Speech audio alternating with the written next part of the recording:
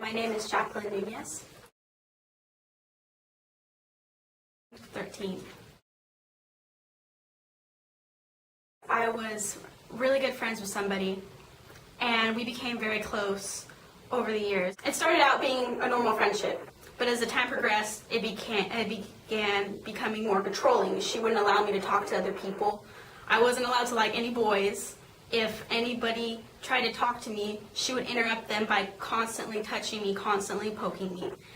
She began to lick me and she began to bite me, which at the time didn't seem weird, but it was something similar to like when a child is being sexually abused by a family member. It's not something you notice right away because it's built over time, and so you don't realize it.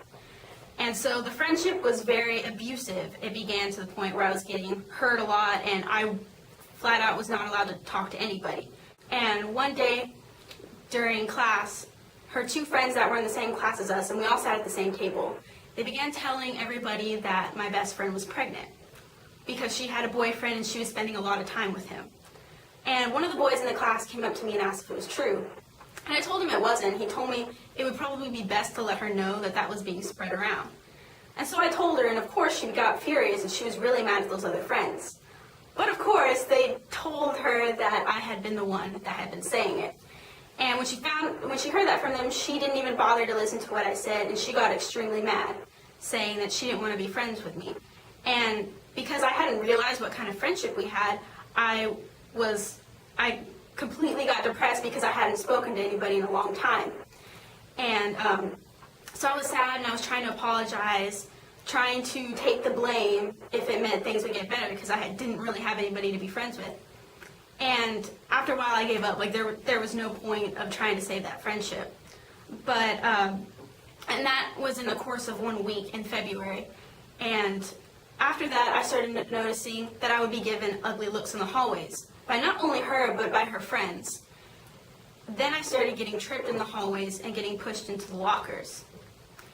And it began that some of my things were stolen in class periods. People would talk, they would threaten to break things. And it got to the point where they would come up to me and they would tell me that I was fat and that I was ugly.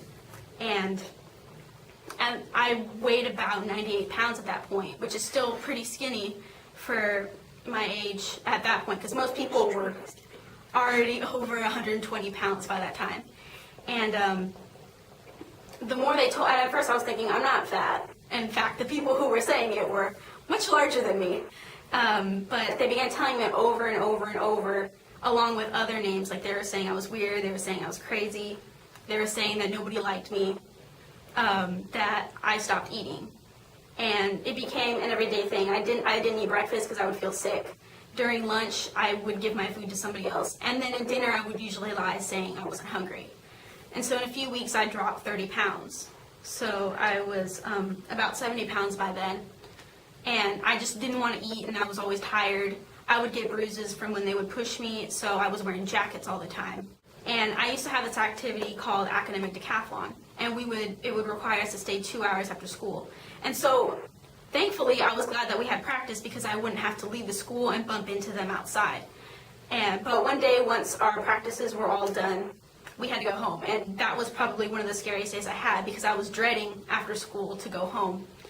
And so I walked out the back doors near our band hall, and they were all standing in a little group, and there was about 10 of them. And I tried to like slide by really fast so they wouldn't see me because I walk home. And one of the girls had just said, "Oh, why don't you just do everybody a favor and kill yourself?" And I didn't say anything to it, but I just walked away. But it was kind of really hurtful because throughout the year they were also saying like they were going to kill me, they were going to lock me in a room, and that they were going to leave me in a room and give me a knife, and the only option I would have would be to cut myself. And so I got really scared, and most of the time I wouldn't tell my parents about this because I didn't want them worrying. And so when I got home, it would usually be around 6, and so I would just go straight to bed. Because I hadn't been eating, I'd be really tired, and I'd just go to sleep. But before I go to sleep, I'd always beg God to either not have me wake up or give me some kind of disease that I wouldn't have to go to school, because I was always questioning why it was happening to me and what I had done, and I was like trying to figure out if I had wronged somebody in the past that I could fix for it to stop. And I would cry myself to sleep trying to figure out what would go, and then I'd wake up the next morning and wonder why I woke up. And it was really difficult going to school every day, because every day I would, as soon as my class was done, I would run to my next class. I mean, we usually had 5 minutes, but I would normally run. I would take alternate paths to avoid them. That following summer, I went to a camp and I met a few people that were new. They had no idea who I was. And at first I was scared they'd treat me just like high school. But actually, they ended up treating me really nicely. And one of my friends noticed that I didn't eat lunch because it was a 3-week camp. And he would actually scold at me for not eating. And so that kind of got me to eat. So by the end of the week, I saw how nice people were that weren't from my school. And that's kind of like what healed me in the process. So when I went back to school, they were still continuing their bullying, and I think we had a marching contest, and one of the not a contest, but we had a marching show for the football game, and half of the show got messed up. And since I was a flute player and I was first chair, they all blamed it on me, even though it had nothing to do with any of the woodwinds. And she had just been going on about how it was my fault and that I shouldn't be in the show and that I didn't deserve to be section leader. And I actually turned around and I told her that I was like, I didn't mess up. You need to stop that. And it wasn't anything major, but she gave me this strange look, like she hadn't expected me to stand up to her. And shortly after that, her boyfriend, who had also been bullying me, got dumped. And so right after that, he ended up experiencing the same thing that I did. And since I had him for a class, he actually came up to me. He was just like, I'm really sorry for what happened. He was like, I now understand what you're going through, and had I known it was that bad, I wouldn't have done that.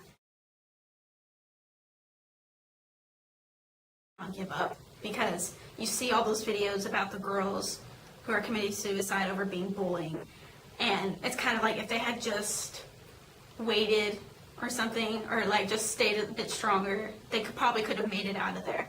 And then the same thing for people who are bystanders.